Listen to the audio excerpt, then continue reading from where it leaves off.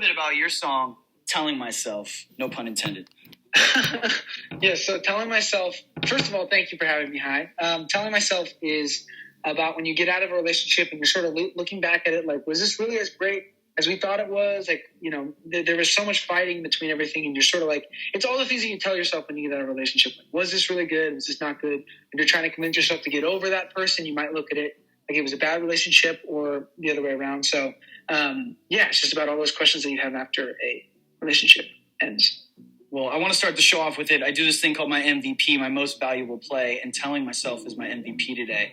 Let's get into it. MVP. I also released a music video for the song, and someone commented, Joshua's aesthetic is on a whole different level.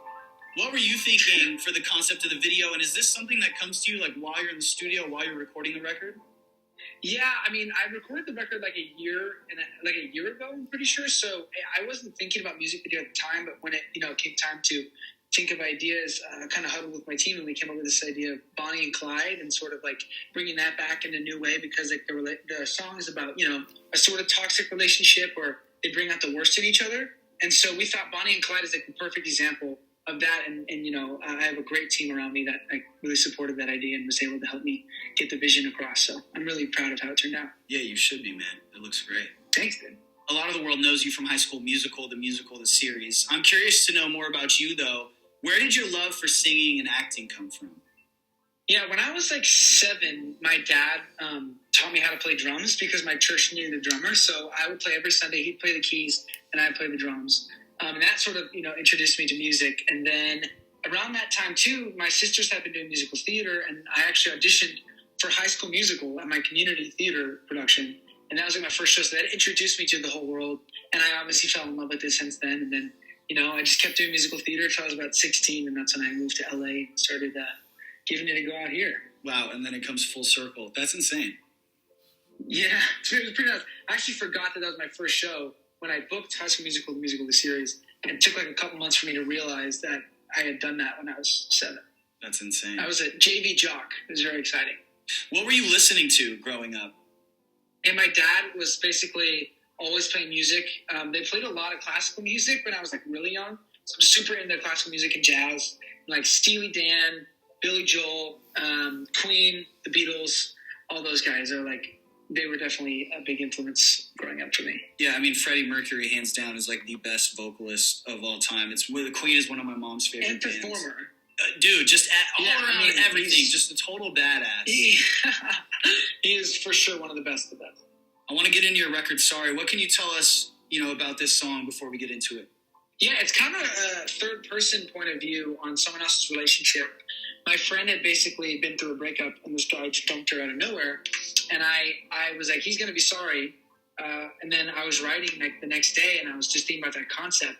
And she had told me a few things about how he was a little bit manipulative, and I was like, oh, there's something in there. So I just kind of ran with the idea, and it's about, that person is going to be sorry because they're the best thing that they've ever had. Do you send the record to her? No, I've not sent it to her, okay. But I think she would like it. Yeah, you should. Let's play it right now. Joshua Bassett, all hour long about his Joshua Bassett EP. I saw that this EP was written over the course of 2 years, and it was supposed to be released about 6 months ago. After spending all of that time, building up to this moment, how did you feel like now was the right time? Yeah, I mean, there were just so many things going on last year, and we were sort of figuring out what's the most sensitive way to do this. And so we sort of chose this side of the year, but it's such a relief to like finally get it out there. Cause I've kind of had these songs in my back pocket for 2 years. And so to finally put it out there and then go, okay, woof.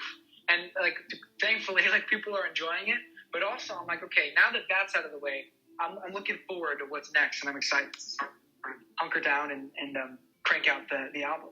Well, now that it is finally out, what do you hope that fans take away from this EP when they listen to it for the first time? I mean, I hope they get 20 minutes of distraction from the world that is today. I think a lot of my songs are very like storytelling, and I think they're less easy to like put on in the background. You kind of have to like listen to them to get what I'm like saying. And I hope people will like kind of just immerse themselves in the universe of the EP.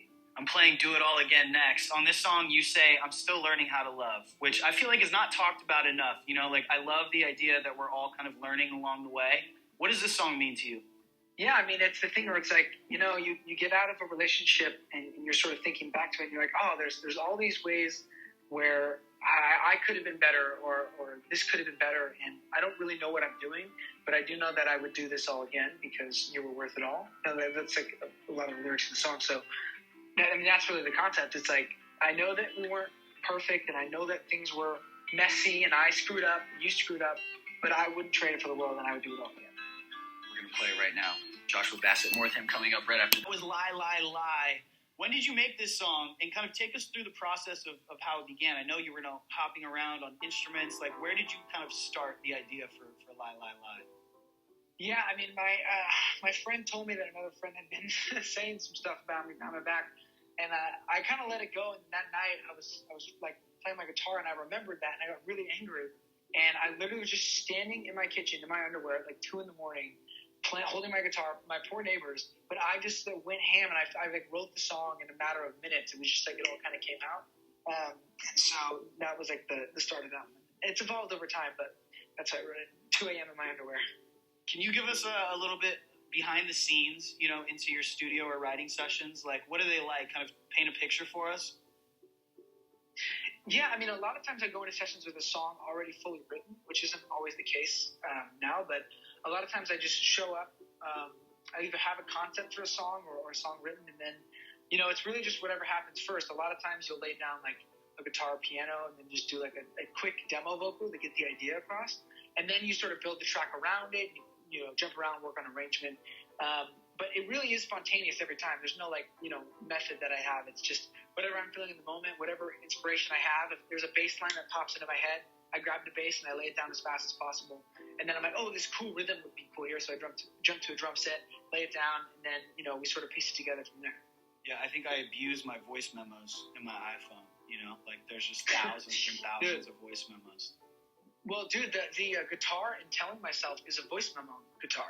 That's literally the wow. Voice I love that. Crazy? I love that, dude. And sometimes it just sounds better. Like if you go into the studio and you put it through this huge chain, it just doesn't sound as good. It loses that kind of magic. Yeah.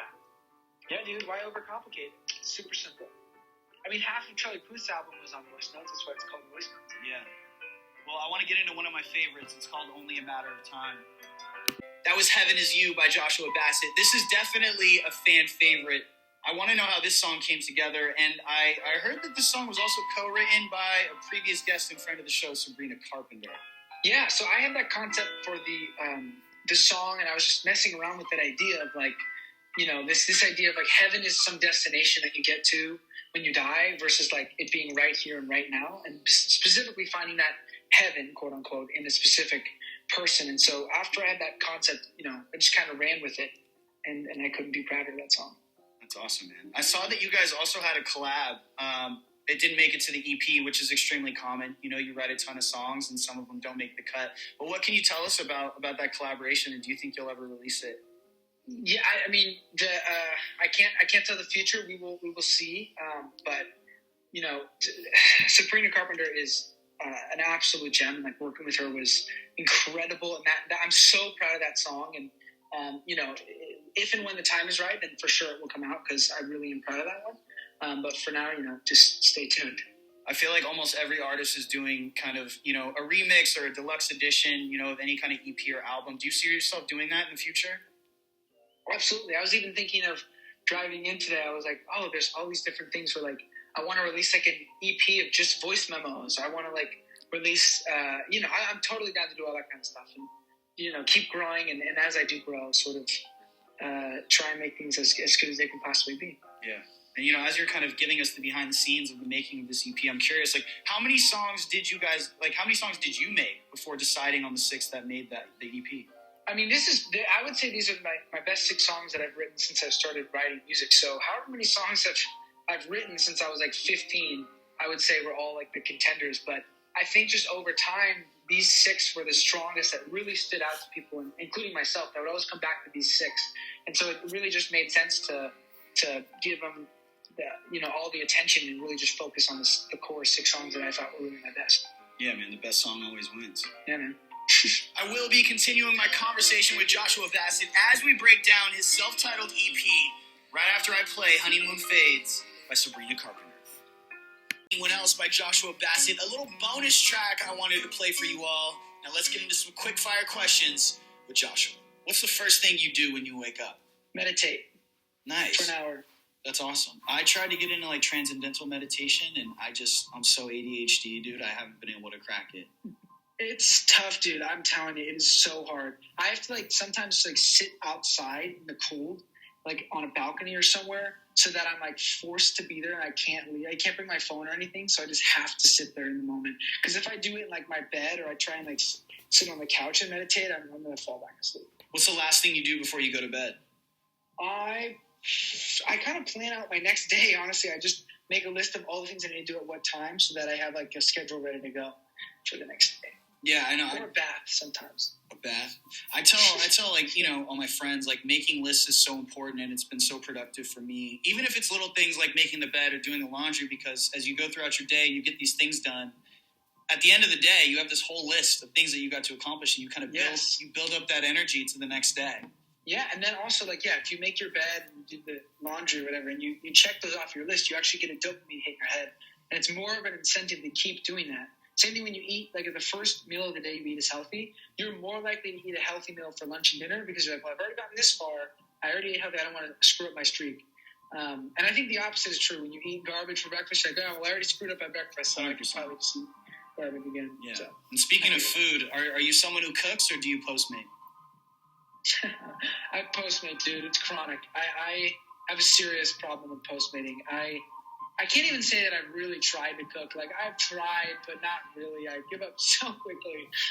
So, yeah, definitely Postmates. Do you have a dream collaboration? I mean, Harry Styles. Let's be real. Who doesn't want to collaborate with Harry Styles? Yeah, or like Ed Sheeran would be cool. Just like write with him would be. Ooh, that was Casey Musgraves right there with Space Cowboy. Let's continue my conversation with Joshua Bassett. What's your best live music experience as a fan? As a fan, I saw Casey Musgraves at the Greek in LA, and that was one of the best experiences of my entire life. It was absolutely magical and super simple too. She didn't overcomplicate it with anything.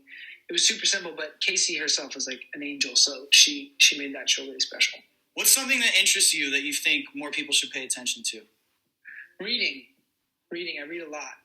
I read a lot of like spiritual books, and I feel like there's so much good in there that can really help people with their lives that people just don't read. It's crazy how much information is available for people who spent their entire lives learning about this stuff just so they could put it in a book and help other people, and a lot of people just don't read. Is there anything that you're reading right now that you're loving? It's called This Thing Called You by Ernest Holmes, I believe. It's a really wonderful book, and it's actually like changing my life every time I read it. What's the song that made you want to be an artist? Ooh, a song that made me want to be an artist? Honestly, I feel like, Little Bird by Ed Sheeran was like the first song that I covered on my guitar. So that's a huge one. But honestly, I don't know, like not anymore, but any of Michael Jackson's like old music was like great. Or like Bruno Mars was a huge inspiration for me too. Like I just thought he was so wonderful. And like Adele too. I think Adele's songwriting is so inspiring, and all that stuff sort of is what made me want to write. Well, can fans expect more videos for the EP? And if so, which songs do you see yourself shooting videos for?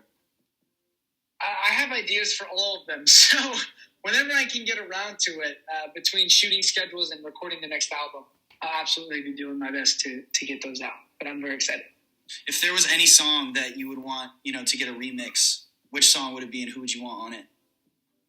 Oh, geez. Oh, that's a great question. I should think about that more. I mean, if Miley... It's okay. A bunch of people keep saying that my song "I'm Telling Myself" sounds like "Prisoner" by Miley Cyrus. I didn't hear it until everybody said that. I was like, oh, okay, I see what you're saying. But I would love to do a mashup remix of "Prisoner" and "Telling Myself." I wonder how that would go. Prisoner. I know you're hard at work. You're shooting. You're already working on an album. What are you excited about for the rest of the year? I'm excited to push myself further than I've ever pushed myself. I think I've been sort of comfortable this last few years and stuff, and I'm excited to like really explore some new worlds of music and again just like really push myself. Dude, I'm excited to hear it, man, and I want to thank you for coming on the show and hanging out with us all hour. The EP is out now, so make sure to add it to your Apple Music playlist. Before you go, I know this is going to be hard, but if you had to pick your favorite song from the EP right now, which song would it be? Because we're going to end the show with that one. Oh, jeez. Oh, man, don't do that. I would have to pick Heaven Is You for my favorite. Heaven Is You. Yeah. That's how we're wrapping it up. Dude, thank you so much. I really appreciate you, man. Stay safe, and hope you have a great day. Thank you, dude. Same to you. Thanks for having me.